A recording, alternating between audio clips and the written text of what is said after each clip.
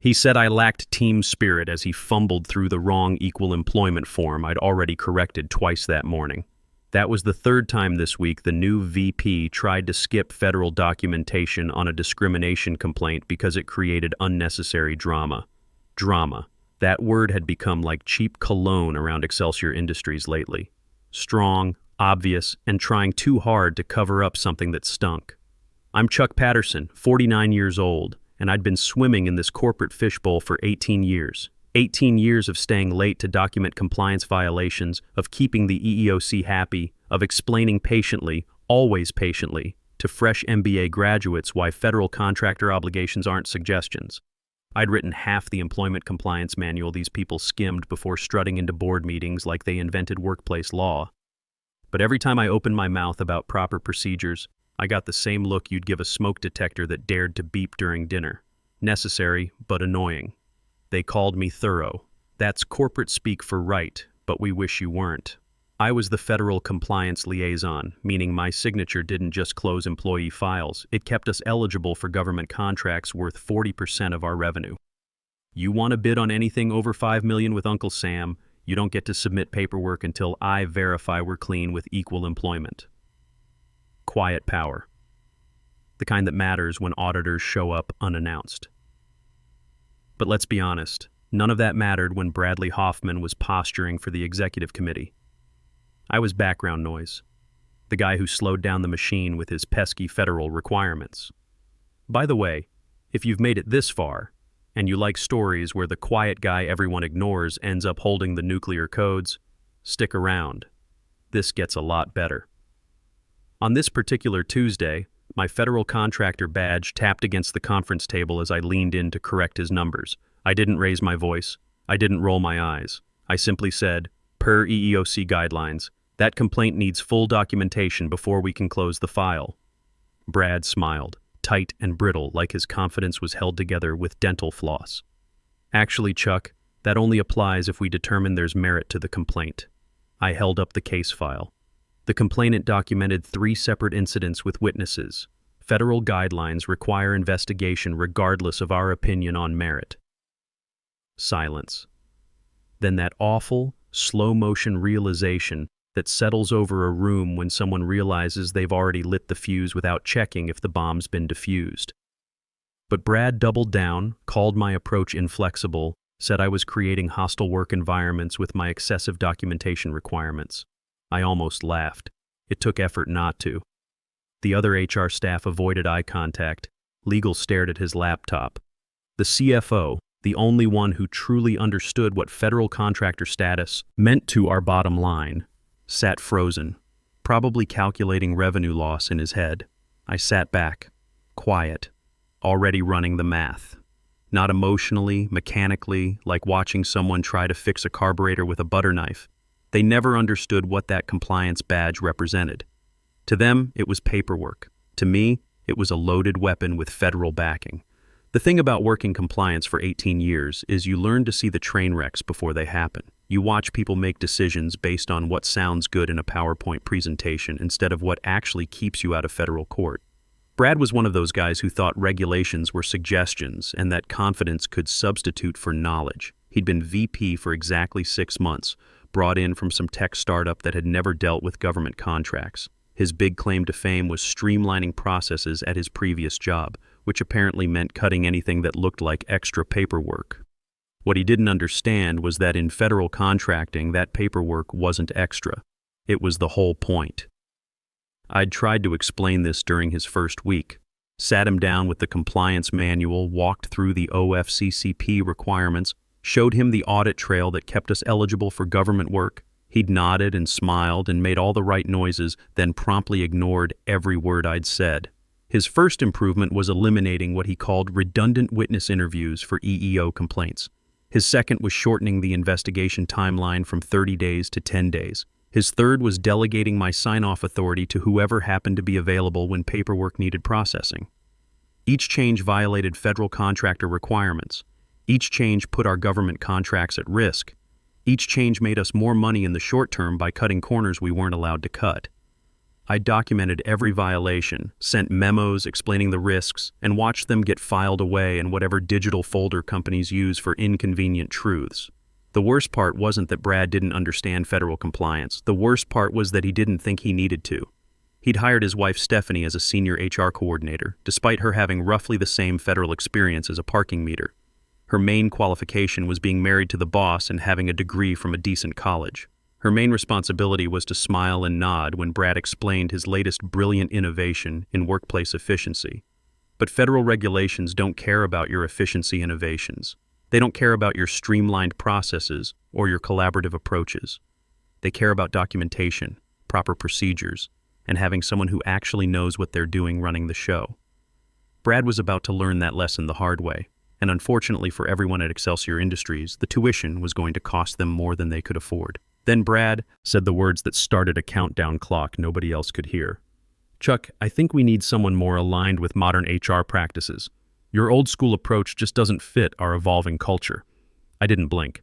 I stood up, unclipped my federal liaison badge, and placed it on the mahogany table next to his untouched energy drink. No dramatic speeches, no threats, just that little plastic card sitting there like a pin pulled from a grenade. As I walked out, the conference room door hadn't even closed completely before I heard someone ask, "Wait, what exactly does that badge authorize?" They'd learn soon enough. The quarterly compliance review was always theater. Think community theater for people in expensive suits, except with worse acting and more acronyms. I'd been through 72 of them, enough to know that actual knowledge was optional, but looking busy while shuffling papers was mandatory. Brad had decided this was his moment to shine. He wore a charcoal suit so new I could smell the sizing, and he had that smirk people get when they think they're about to teach Einstein about physics. He'd brought his wife Stephanie, freshly promoted to senior HR coordinator despite having roughly the same federal compliance experience as a parking meter. "Due to organizational restructuring," he began, clicking through slides like he was announcing lottery numbers, "we've streamlined our compliance protocols to eliminate redundancy and accelerate case resolution."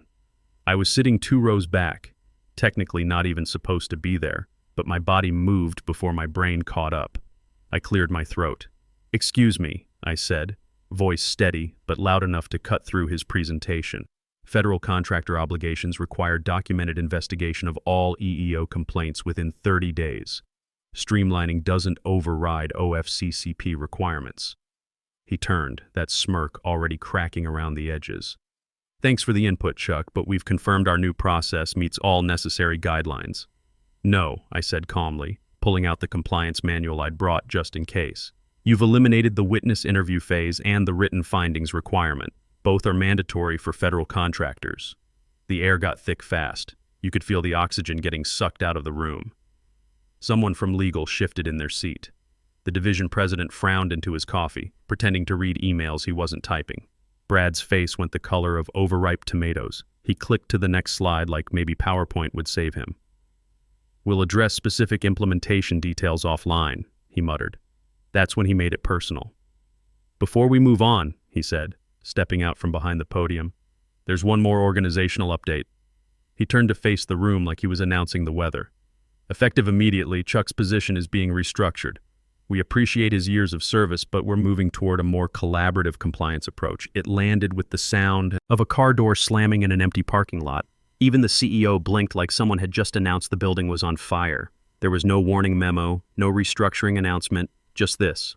I waited a beat, looked around the room. Nobody met my eyes. Classic. I stood up. No tears, no tantrums, just the bone-deep fatigue of a man who'd spent 2 decades explaining the same simple concepts to people who thought complexity was a sign of stupidity. I reached up, unclipped my federal liaison badge, and set it on the presentation table. It was heavier than it looked. Not in weight, but in what it carried.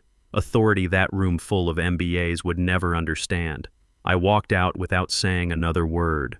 Nobody stopped me, nobody asked questions, and most importantly, nobody asked what that badge actually controlled. My exit package fit in a cardboard box that had previously held printer paper. 18 years of institutional knowledge reduced to a coffee mug, a desk calendar, and a half-dead spider plant I'd kept alive since the Clinton administration. No ceremony, no handshakes, just the fluorescent hum of corporate indifference. I sent one email before I cleaned out my desk. Subject line: Federal Liaison Status. Immediate attention required. Body text: Compliance badge returned. OFCCP liaison role unassigned. 30-day audit window active. See, there's a database the Office of Federal Contract Compliance Programs keeps. Not public, not even visible to most companies. It tracks federal contractor compliance officers by registration number, by company, by last verification date. And, as of 3:47 p.m. that Tuesday, my name had been flagged as separated, role unassigned. Normally, that triggers a straightforward process. HR notifies the compliance department, compliance initiates a replacement protocol, OFCCP gets pinged, they ask for updated documentation, everyone signs forms, nice and tidy. But guess what happens when you fire the only guy who knows that process exists? Exactly nothing happens. Nobody else even knew the database existed. At 3:52 p.m., the OFCCP compliance tracking system sent out its standard alert. Contractor liaison status change. Verification required within 30 days. The system pinged our company profile with a little orange flag. Might as well have been blinking. You're about to be in deep trouble in Morse code. But nobody saw it. Nobody looked for it because Brad, in all his MBA glory, had already told the executive committee that my duties were largely administrative. He'd waved off any transition planning with some nonsense about empowering the team to evolve our processes. His role was mostly paperwork, he'd said later, according to the Slack conversation I still had access to. Stephanie can handle the routine stuff, and will cross-train the team on anything complex. Stephanie, bless her heart, was a good person. But the only federal compliance she'd ever handled was her student loan paperwork. The badge stayed in Brad's desk drawer, like a forgotten key to a vault nobody remembered locking. And behind the scenes, the federal system just waited. 30 days. That's all OFCCP gives you before a contractor's compliance status gets flagged for review. And when that happens, all your pending government bids get frozen until you prove you're following the rules. I could have warned them, could have sent an anonymous email, made a phone call. But what was the point? They didn't want warnings. They wanted modern solutions, streamlined processes, collaborative approaches. So I let them collaborate their way into federal oversight.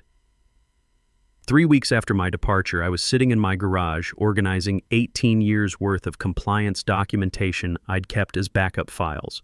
Call it professional paranoia, but I'd learned early that when federal auditors show up, having extra paperwork never hurt anybody. My phone buzzed with a LinkedIn notification. Excelsior Industries had just announced a major federal contract win, $47 million for manufacturing defense logistics equipment. The press release used words like strategic partnership and national security contribution. The comments section was full of congratulations and flag emojis. I'd worked on that bid proposal for 6 months.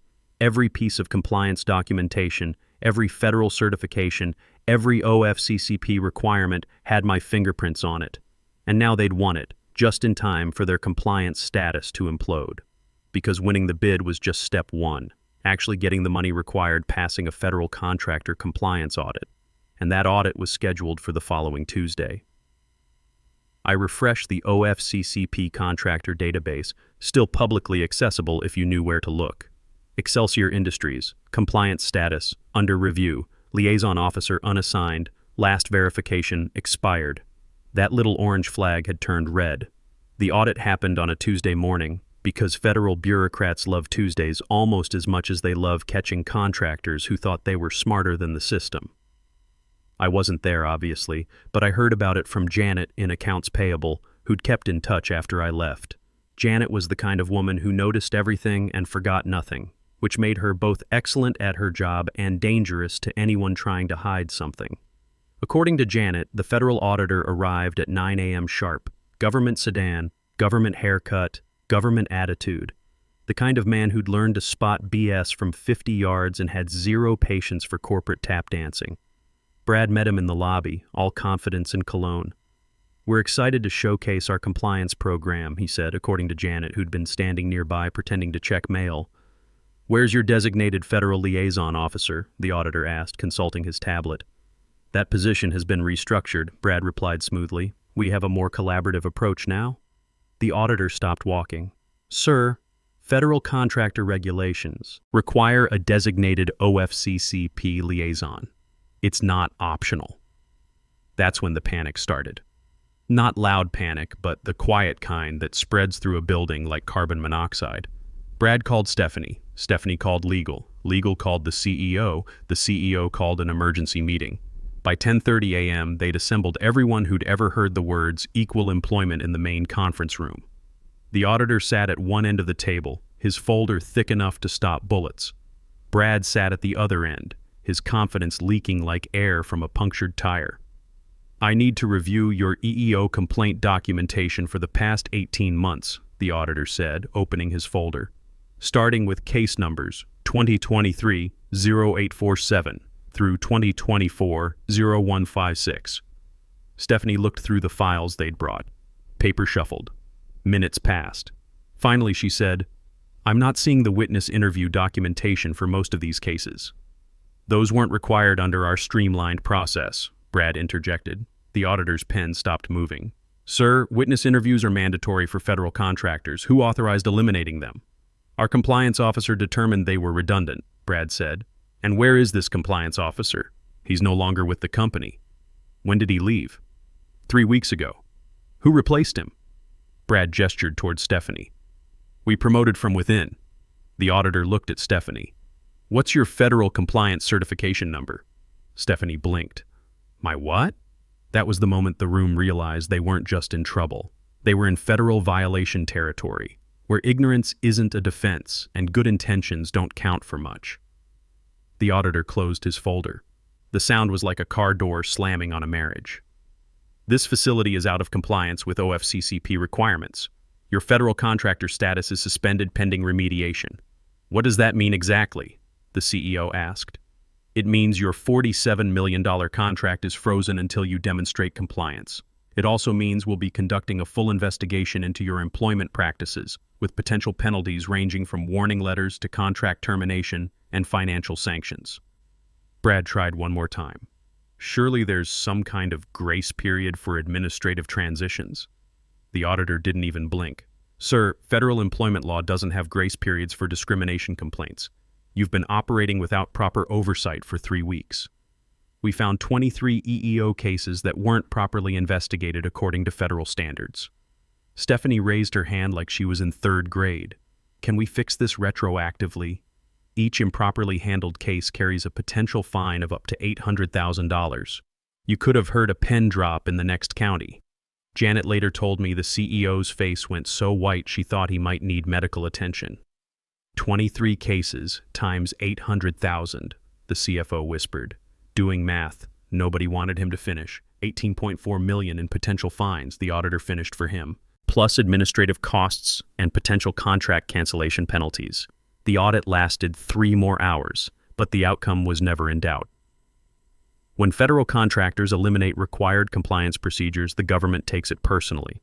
When they do it right before cashing a $47 million check, the government takes it very personally. By 4 p.m., Excelsior Industries had received an official OFCCP violation notice. By 5 p.m., their federal contracts were suspended. By close of business, their legal department was drafting settlement negotiations that would eventually cost them $18.6 million in fines and compliance remediation. Brad was escorted out the following morning. Not by security, just by HR with a cardboard box and a very awkward conversation about how his streamlined approach had streamlined the company right into federal court. Stephanie lasted another week before requesting a transfer to a non-compliance role. Turns out when your husband's brilliant idea cost the company nearly $20 million, the workplace gets a little uncomfortable. My phone rang on a Friday evening, 3 months after the audit. Private number, but I answered anyway. Chuck? This is Walsh from Hartwell Industries. We heard about your availability. Hartwell was Excelsior's biggest competitor. They'd been trying to break into federal contracting for years. We need a federal compliance director, Walsh continued. Someone who actually understands OFCCP requirements. The position comes with a 30% increase over your previous salary, plus a signing bonus, plus oversight of our new government contracts division. I sipped my coffee and watched my neighbor's dog chase squirrels in the backyard. What kind of government contracts are you targeting? Well, funny you should ask. Excelsior just lost a $47 million defense logistics contract. DoD is rebidding it next month. I almost smiled. Send me the details. The Hartwell offer was everything Excelsior should have been. A company that understood federal compliance wasn't just paperwork. It was the foundation of their entire government contracts business. They'd been watching Excelsior's implosion from the sidelines, and they wanted someone who could help them avoid making the same mistakes. During my interview, the Hartwell CEO asked me directly, "What happened over there? We heard it was a compliance disaster, but the details are still pretty murky." I kept it professional. They eliminated required federal procedures to speed up their processes. When the audit came, they couldn't demonstrate compliance with OFCCP requirements. The penalties were significant. How significant? $18.6 million in fines, plus they lost their federal contractor status for 6 months. Had to hire outside consultants to rebuild their entire compliance program from scratch. He whistled low. And they fired you for trying to prevent this? They fired me for what they called inflexibility. I called it following federal law. That sealed the deal. Within a week, I had a corner office, a proper budget for compliance staff, and most importantly, management that actually listened when I explained why certain procedures existed. 6 months later, I was sitting in my new office, federal liaison badge properly displayed on my desk, reviewing the compliance documentation for Hartwell's $52 million defense contract. The same contract Excelsior had lost, plus a $5 million expansion they'd never even gotten to bid on because their contractor status was still under review. The irony wasn't lost on me. I was now overseeing the very same type of work I'd been doing at Excelsior, except now I was respected for it instead of fired for it. My compliance team actually came to me with questions instead of trying to work around me. Management asked for my input on new policies instead of eliminating procedures I'd spent years perfecting, but the real satisfaction came from something deeper than just professional vindication. At Hartwell, federal compliance wasn't seen as an obstacle to business. It was seen as what enabled the business. They understood that government contracts came with government oversight, and that oversight required expertise, not just enthusiasm. My assistant knocked and entered. "Mr. Patterson? There's a call from someone at Excelsior Industries. Says it's about a consulting opportunity." I looked up from the OFCCP compliance manual I was reviewing, the one I'd helped write during my 18 years of inflexible service.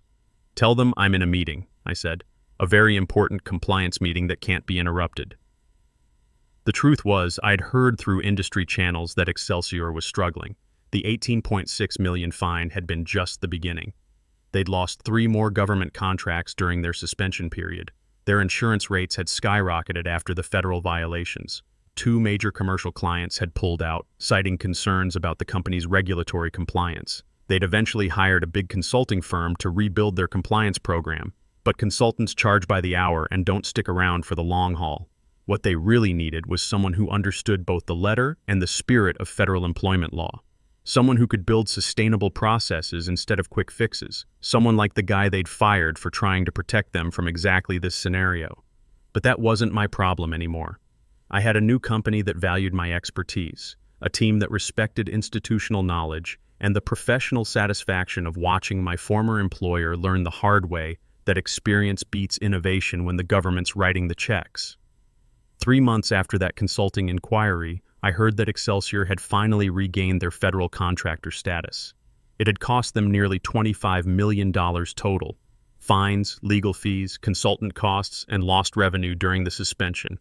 Brad was long gone, working for some tech startup that didn't do government work. Stephanie had transferred to a customer service role where federal compliance wasn't part of the job description. The company survived, but barely. They'd had to lay off 15% of their workforce and sell off a subsidiary to cover the costs of their compliance disaster. The executives who'd nodded along when Brad explained his streamlined approach were now explaining to shareholders why profits were down 40% for the year. Meanwhile, at Hartwell, we were hiring. Our government contracts division had grown by 200% in the past year, largely because we had a reputation for solid compliance and reliable performance. When federal auditors showed up at our facilities, they found properly documented procedures, certified compliance officers, and a culture that treated regulatory requirements as professional standards rather than bureaucratic obstacles. Because sometimes the best revenge isn't getting mad, it's watching people learn the hard way that experience isn't just about knowing how to do things right. It's about knowing exactly what happens when you do them wrong. Federal regulations don't care about your streamlined processes or your collaborative approaches. They care about documentation, proper procedures, and having someone who actually knows what they're doing in charge of compliance.